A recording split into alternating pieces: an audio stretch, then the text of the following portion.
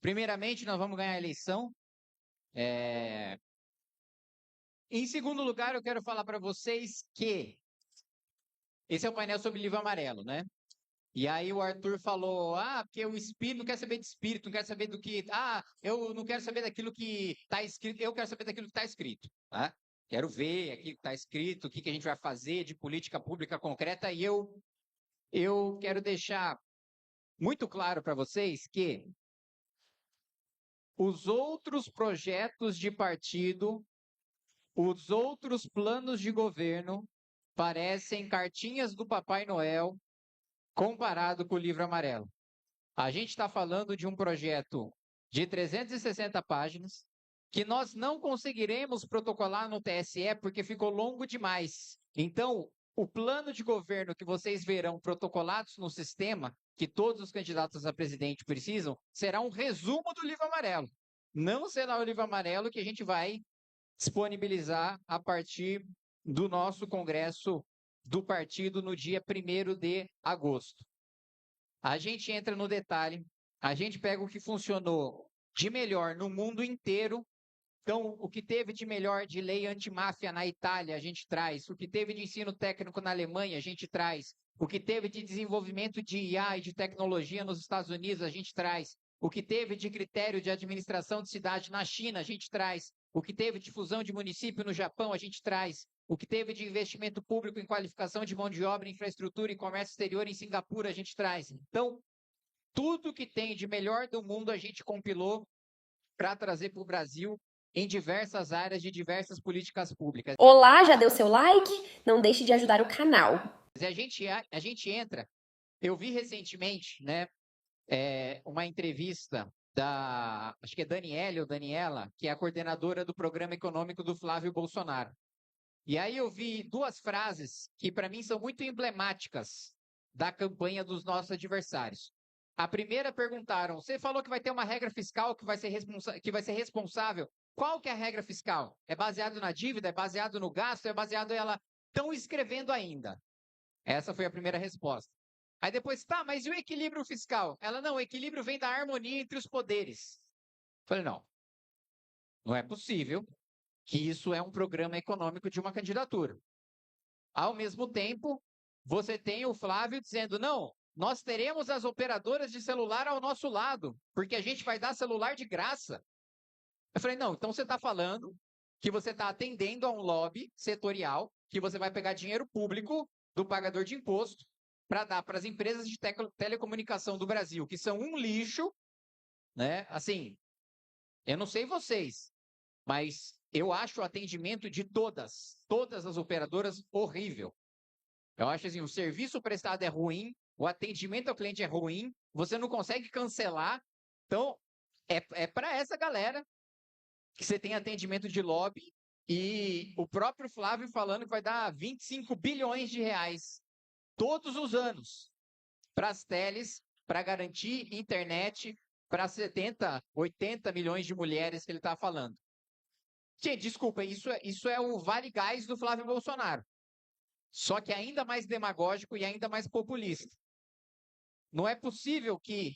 E eu acho que nosso principal desafio é o seguinte: nós temos o melhor produto. Nós temos a melhor pré-candidatura. Nós temos o melhor plano. Só falta nós convencermos as pessoas, ou, em outras palavras, se as emissoras de TV são supermercados e a nossa pré-candidatura é um produto, só falta a gente convencer o mercado a colocar o nosso produto na prateleira.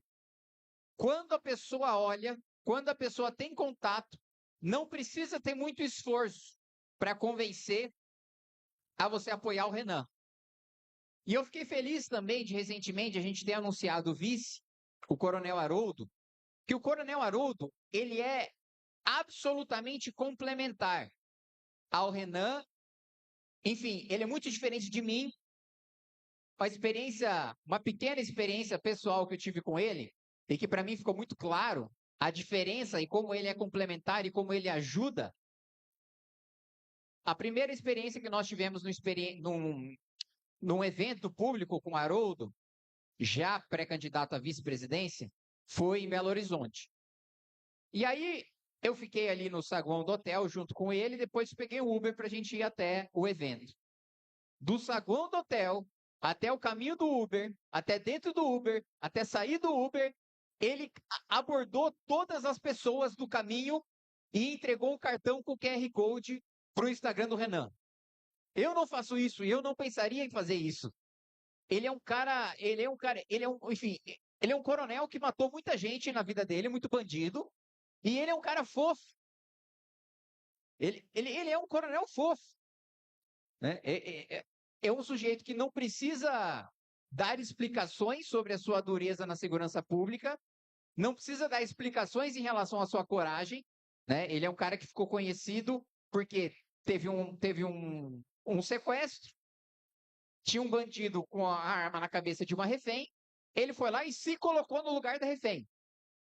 Essa é a história, uma das histórias que marcou a vida dele, então ele não precisa de nenhuma credencial para isso. E aí, na coletiva que a gente fez para anunciar a pré-candidatura dele, ele falou, não, a dificuldade que eu de curto prazo aqui, que eu tive para ajeitar, de poder viajar ao Brasil, porque o jornalista perguntou, você vai se mudar para São Paulo? Você vai viajar ao Brasil junto com o Renan? Aí ele falou, eu tive uma dificuldade só, maior, na minha família, que é porque eu tenho 10 cachorros. E aí eu precisei negociar com a minha filha quem cuidava dos cachorros. Eu vi os jornalistas.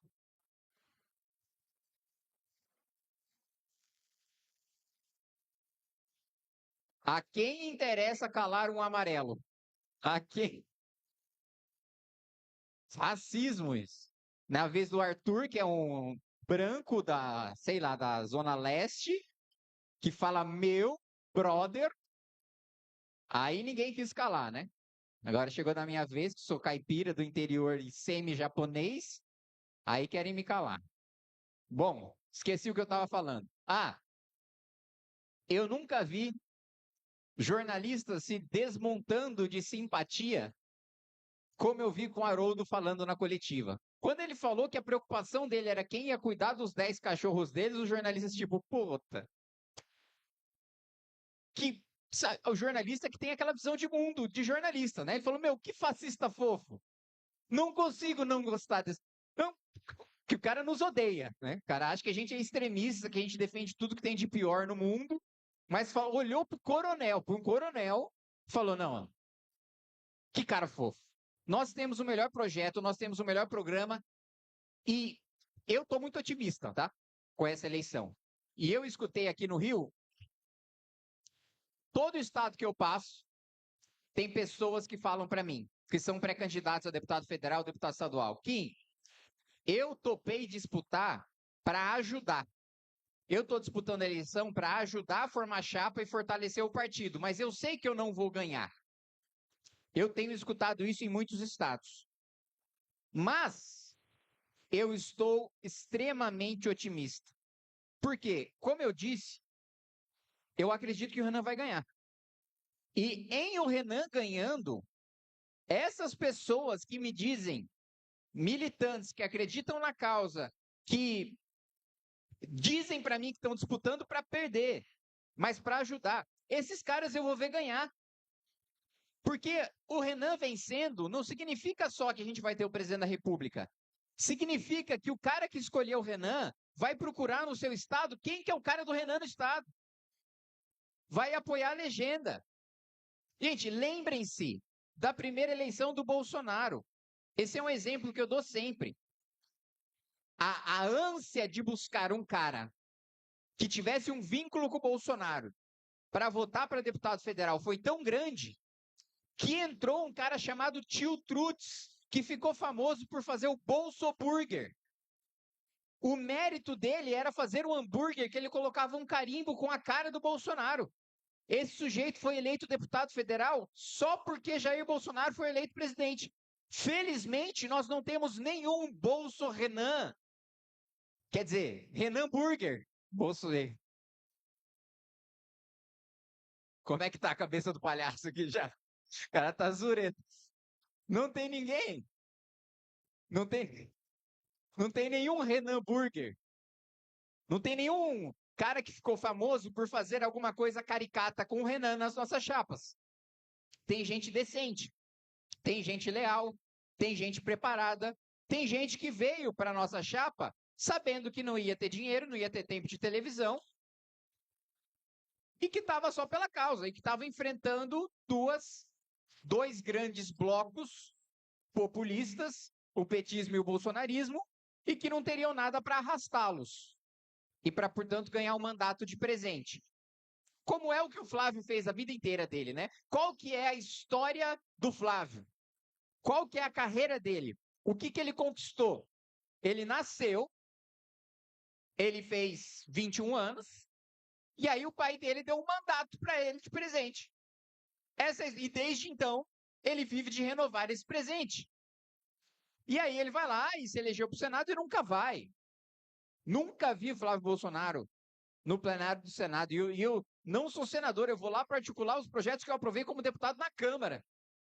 Aquele de aumento de pena de furto, roubo e receptação, vocês não sabem o inferno que foi para convencer aquele grande, no sentido literal, senador do Amapá, a pautar aquele projeto, né? E todas as semanas que eu fui, todos os dias, não tinha Flávio. Então, essas pessoas entraram na chapa por acreditar no projeto. E eu vou ter a felicidade de ver esse cara que disse que estava indo para o sacrifício ganhar. Isso, para mim, é maravilhoso. Eu estou vendo um colega de trincheira que sempre pensou que não teria a menor chance, mas que é capaz, que está preparado e que é leal, que é uma coisa que nós valorizamos. Tem uma coisa que a gente valoriza no nosso movimento, é lealdade, é humildade, se tem um amigo seu, um colega de movimento, fazendo o que é certo e apanhando por fazer o que é certo, sendo cancelado, processado ou até preso, você fica ao lado dele, nem que isso te custe. Você fica ao lado dele nos momentos mais difíceis. Não interessa se, por exemplo, não sei se já falaram isso aqui no palco, mas a gente chegou, já tinha 2 oficiais de justiça aí na porta para citar o Renan. Então não interessa se seu amigo está lá sofrendo 1 milhão de processos, se tem perseguição contra, se tem cancelamento. Não interessa se o seu amigo está no Jornal Nacional.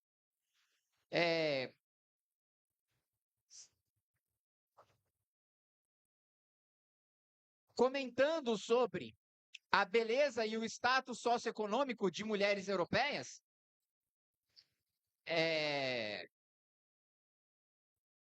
essa habilidade de linguajar, depois vocês perguntam, por que dentro do movimento o Arthur perde um monte de processo e o Kim ganha? Olha o cuidado com o linguajar. Olha, o cara me processa, pode vir. Por que tanta gente enriquece meus advogados e faz os meus churrascos? Olha, entendeu, Arthur? Você não pode chegar... Bom, eu já cansei de falar isso pra você. Mas você não pode sentar na live e falar, brother, irmão, esse cara aqui é um bosta, ele tem que morrer. Pode falar isso, entendeu?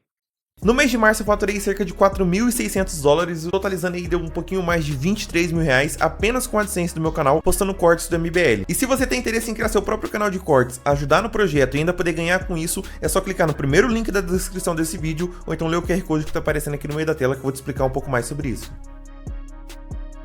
Mas enfim, retomando, nós teremos uma grande bancada, nós teremos o presidente da República e o nosso projeto, ele é um projeto, como o Arthur colocou, de sonho. A gente imagina um país que é um país poderoso, um país que, se os Estados Unidos quiserem invadir um país, ele vai precisar sentar e ter autorização do Brasil primeiro. É um país que senta de frente para negociar relações comerciais com a China. É um país cuja população é, no mínimo de classe média. É um país em que as pessoas têm a liberdade de realizar os seus sonhos e que o bandido tem medo de ser bandido, tem vergonha de ser bandido, em que o bandido não glorifica a própria arma, o próprio status, o quanto ele é popular. Não. O bandido, ele está ali na sombra de um rato de esgoto. Esse é o Brasil que a gente trabalha para construir. E o máximo de posições que a gente puder disputar e ocupar para implementar esse Brasil, nós ocuparemos. Gente, falar que o Renan vai vencer não significa só falar de uma grande bancada, não significa só falar de ter um presidente da República, o que já é muitíssima coisa, principalmente na primeira eleição de um partido, mas significa que, vocês me desculpem, se o Renan vencer, e ele vai vencer, ele será reeleito. Se o Renan vencer esse ano, ele vai vencer daqui a 4. Porque assim, a única pessoa que teve a capacidade de perder uma reeleição, de ter capacidades cognitivas tão limitadas, foi Jair Bolsonaro. A Dilma,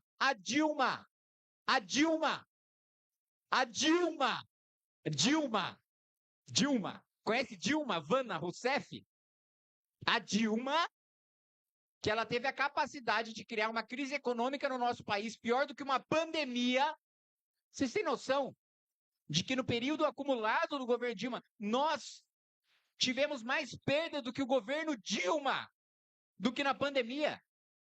Sim, gente, uma doença que matou milhões de pessoas no mundo, que fechou o mundo durante 2 anos, não foi capaz de causar um estrago na nossa economia tão grande quanto a Dilma. E ela ganhou a reeleição. Ela ganhou a reeleição. E o Bolsonaro perdeu. Então, assim, estou falando tudo isso, que o Renan vai ser reeleito. Dito isso, nós não só teremos uma grande bancada, nós não só teremos o presidente da República, mas nós teremos 6 ministros do Supremo Tribunal Federal. Lembrando que há 11. Nós teremos uma maioria no Supremo de caras decentes, legalistas, e que não vão fazer a DPF de favela para eu ter que anunciar para 60 órgãos antes de fazer uma operação contra o Comando Vermelho. Vai ser o contrário. Vai ser um Supremo que vai pregar a Constituição e vai falar: segurança é um direito. Se o governador não está fazendo operação contra o crime organizado, o criminoso é ele. É esse o Supremo que nós teremos. Nós teremos um presidente, não só da República, do Supremo, indicado pelo projeto do Partido Missão. E será um Supremo republicano, legalista, que vai levar o enfrentamento em frente. Então, meus amigos, enfim, o Arthur, o Renan, Guto, Amanda, todos sabem que eu sou dos mais céticos dentro do movimento. Eu sou dos menos sonhadores. Mas mesmo eu, que sou dos mais céticos, que sou daqueles que costuma estar permanentemente cansado, persistente, consistente, mas cansado, e acreditar que a gente só consegue de pouquinho em pouquinho, mesmo eu que só acreditei sempre que a gente só consegue de pouquinho em pouquinho, acho que nós conseguiremos dar um salto gigantesco, muito rápido, agora, nesse ano. Eu que sou o cético, não sou o Emílio Surita, mas eu sou o cético dentro do movimento. Esse ano, e essa é uma alegria que eu quero compartilhar, com mais do que uma alegria. Esse é um sentimento de orgulho e um sentimento de espírito de deixar um legado que eu quero compartilhar com vocês. Cada um de vocês que está aqui hoje está compartilhando e confundindo um momento da vida de vocês com um momento da história do país. Cada um de vocês que faz parte do partido, que está aqui hoje, que fazem parte dos primeiros a apoiarem, a estarem junto, a acreditarem, quando hoje eu falo no Congresso, Renan vai ganhar, dão risada da minha cara. Falo na imprensa, Renan vai ganhar, dão risada na minha cara. Falo no mercado financeiro, Renan vai ganhar, dão risada na minha cara. Todos vocês que estão aqui e que não dão risada da minha cara, estão compartilhando um pedaço da vida de vocês com um pedaço da história do país. Vocês estão e vocês vão ter o orgulho de poder falar no futuro, para os seus filhos, para os seus netos, para quem quer que seja, que quando perguntarem o que é pobreza, papai, vovô, o que é miséria, o que é terceiro mundo, vocês vão ter o orgulho de falar. Foi uma coisa que existia antes do seu pai e do seu avô participar do projeto que transformou o país. É isso. Obrigado. E aí, curtiu o corte? Então dá aquela ajudinha, deixa o seu like, compartilha e se inscreve no canal. Um abraço e até o próximo vídeo, porque o futuro é glorioso.